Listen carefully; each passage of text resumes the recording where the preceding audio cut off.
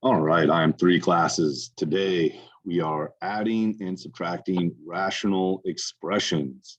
So going back, so we've covered how to simplify rationals, how to multiply rationals. So today we are adding and subtracting. Again, this is just adding and subtracting fractions. We're just dealing with polynomial expressions in those fractions. So let's take a look at our first example. First of all, adding. What you want to do is make sure you have common denominators. So remember, with fractions, you can't add them together unless the denominators are the same. So we have 9x y squared and 9xy squared. We have a common denominator, so we can just add these together. It'll be one fraction over the common denominator. If you look, then it's just combining like terms in the numerator. The numerator has no like terms, so we can just it would just be 2 plus 3x plus 5y. That one's pretty simple. It's not just rewriting it as one denominator. Let's look at another example. About adding, make sure denominators are the same. We're good there. So when we add these together, it's just going to be over the same denominator. So 6 and m. And then look for like terms. This one does have like terms. So we have m plus m is 2m. And then we have negative 6n plus 5n. And that is negative 1n. Nothing simplifies. We can't cross out the m or n down there because these aren't factors. So this is it. All right. One more example, the simple ones, common denominators. So all we need to do is subtract. So 10ab on the bottom. Be careful with the negative. All right. Remember, you distribute the negative to each term here. What that's going to do, I'm going to actually change this to a plus. Distribute the negative, so that's a minus and a plus. So now just look for the like terms. So we have 5a minus a is 4a. And then negative 6b plus 4b is negative 2b. This does actually simplify a little bit, so we should go ahead and do that. On the top, we now have, I can factor out a 2 on the top. So 2 times 2a minus b over 10ab. And then we have a fraction that we can divide here. 2 over 10 reduces to 1 over 5. So we have 2a minus b on top, and then it becomes a 5ab. And that is as simplified as it gets. All right. So the next thing we're going to do is talk about how to add or subtract when you don't have common denominators. So first thing, we're just going to go over how to find a common denominator. We're not going to worry about adding and subtracting yes. So common denominator, what you want to do is you just multiply any factors on the bottom together to find a common denominator. So there are two factors in the denominators here on the bottom. So b plus 6, b minus 5. I'm going to put those in parentheses to remind us that those are the factors. So the LCD, the least common denominator, is going to be b plus 6 times b minus 5. And I'll explain what to do with that in a little bit. We're just going to find the denominator. So factor the denominators if you can. If not, that makes it simple. Moving on. All right, so here we have the two denominators, nothing factors in them. So again, the LCD, the least common denominator, just a common denominator, is going to be p minus 1 and times p minus 3. Easy so far. Moving on. This one's a little bit different. So we have 3 and 6n minus 2. All right. I'm actually going to, just so we can see, so 6 is 2 times 3. Said n minus 2, it's n plus 2. So we have a denominator of 3, right? So you want to take one of each factor for your LCD. All right. So first thing, there's a 2. So we have a 2. So we put in a 2 there. There is a 3. Since this has a 3 and that has a 3, we only need one of each factor and matching factor. So we put in a 3, and then the last factor is the n minus 2. So this, the least common denominator, in fact, comes out n minus 2. Why did I say that again? N plus 2. So the LCD is 6 times n plus 2, just that one denominator. All right, and that's because they share it in common. To make that make a little more sense, if we had 1 over 3 minus 1 over 6, just a simple fraction, the least common denominator here would be 6, because 6 is a multiple of 3, right? So here we go. Let's look at another example. Right, factor, what can factor? So this one factors, this denominator factors. So on the bottom, it'll be, I can factor out a 2x, and I'll have x minus 5 minus 4 over 2x. All right, so what's common? So the least common denominator, they're the same except for this fraction is missing the x minus 5. So the least common denominator here is just 2x times x minus 5.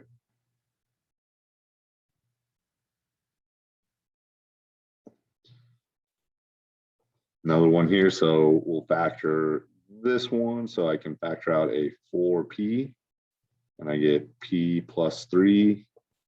This one is 3 on bottom. So this one, they don't have any factors in common. So since they don't share any factors, they just multiply all the factors together to get the least common denominator. So we have a 3 times 4p times p plus 3, and then any whole numbers multiply out if you can. So it'll be 12p times p plus 3 is the least common denominator. Right? I'm going to skip that one to similar to what we've already done. Well, let's go ahead and add these together. So first thing, what we're going to do, we're going to do the full adding. Factor the denominators first and reduce if possible. So this, I can take out a 6x, and I'm left with x minus 2 plus 5x over 3. First thing I see is here, the 8 and the 6 reduce to 4 over 3. 3x minus 2 plus 5x over 3. So next I need to find the common denominator. So I need to just list out one of each factor in the denominator. So the factors in the denominators are, there's a 3, an x, and an x minus 2. So the least common denominator is just going to be, so I have a 3, an x, and an x minus 2. So what you want to think is, what is this fraction? What is this missing that this one has? What it's missing is the x times x minus 2. So we'll do times x minus 2. And then I'm going to multiply the top times x minus 2. All right. So now the denominators are the same. So it's 3x times x minus 2 on bottom. I have a 4 over here. This one over here, 5 times x is 5x squared times x minus 2. I am going to distribute the 5x squared just to simplify. So I have 4 plus 5x squared times x is 5x cubed minus 10x squared all over 3x times x minus 2. And then last, I'm just going to rewrite that numerator so it's in the proper order. You do want to check to see if it factors or anything. This one does not factor, mainly because it's x cubed, x squared, and then no x. We don't have the right number of terms here. So just rewriting it in the proper order. You don't need to re-multiply out the denominator. You can just leave it as it is, but this is as simplified as it gets. Right? Let's do another example. 2a, so factor the bottoms. So 7 over 7 over 2a minus, no, I can factor out of 2. So a minus 3 plus 3a over, I'm actually going to give some more space there. Let me write this a little bit neater. I'm going to need more space. So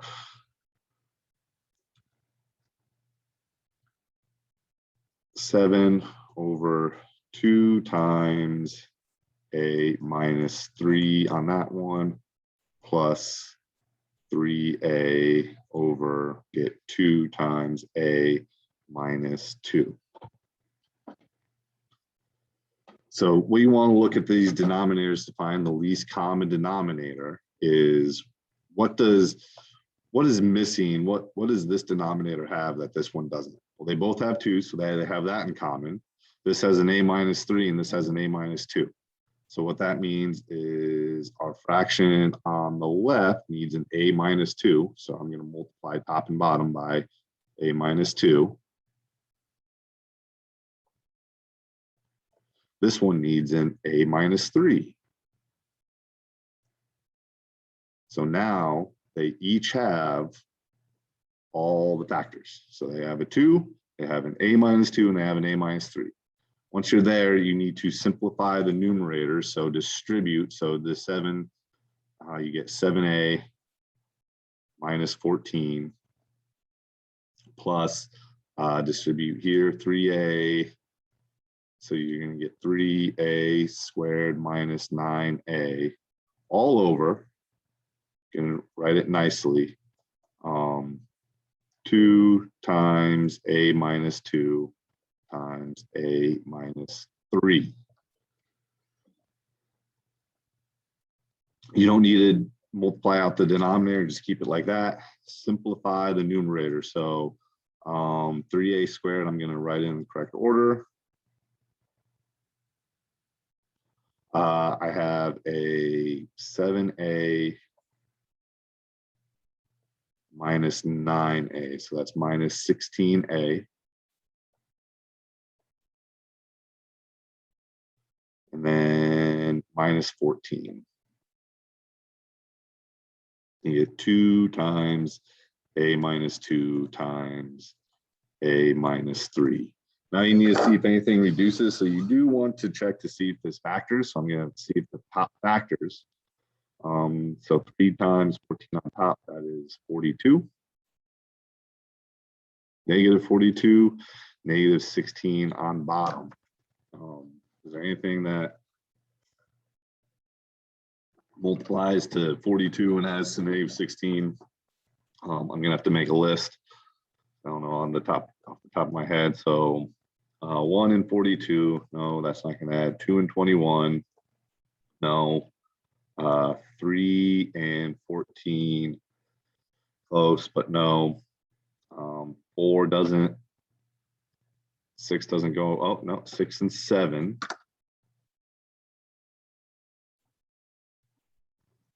Would be 6 and 7, and that's going to be it. And nothing adds to negative 16, so it doesn't factor. So this is as simplified as it gets. We can write in a D and F. All right. Next one. A little bit easier on this one. I'm going to move it so I have a little bit more space.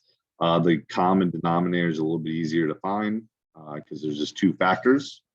So what I need to do is multiply. This one doesn't have the n plus 7, so multiply top and bottom by n plus 7. Over here, you're going to multiply top and bottom by n plus 3.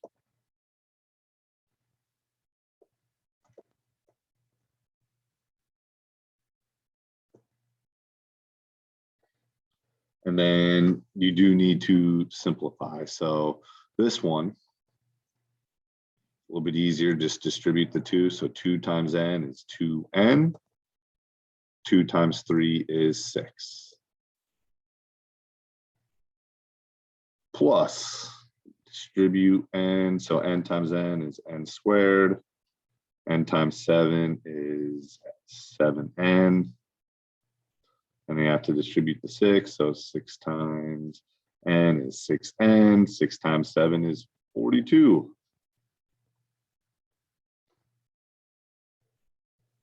All over. Don't need to worry about multiplying out the denominator.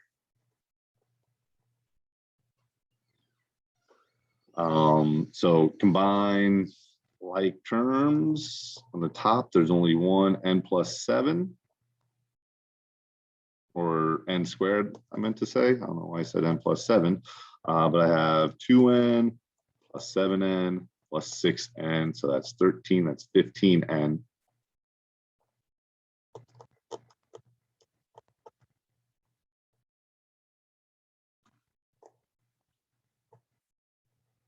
Plus 6 plus 42 is 48.